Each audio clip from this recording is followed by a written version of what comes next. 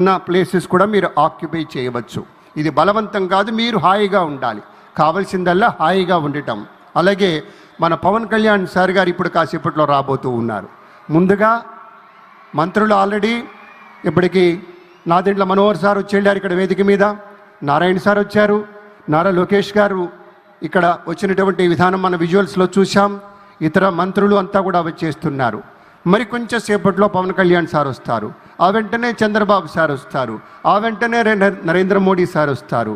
ఇక్కడ మనందరికీ చాలా ఇష్టం, ఎందుకంటే మనం సినిమాలతో లింక్ అవుతాం. కొన్ని మాటల్ని, కొన్ని చేతల్ని. దేశం మీసం తిప్పే మగతనం ఎవరికి ఉందయ్యా అంటే ఇవాళ మన నరేంద్ర మోదీ గారికి ఉందని చెప్పుకుంటాం. ఆ డైలాగులు ఇలా కోట్ చేసుకుంటూ ఉంటాం. అలాగే ఒక్కడినే ఎంత దూరం వెళ్ళాలన్నా ముందడుగు ఒక్కటే, ఎంతమంది మోసే చరిత్ర అయినా రాసేది ఒక్కడే.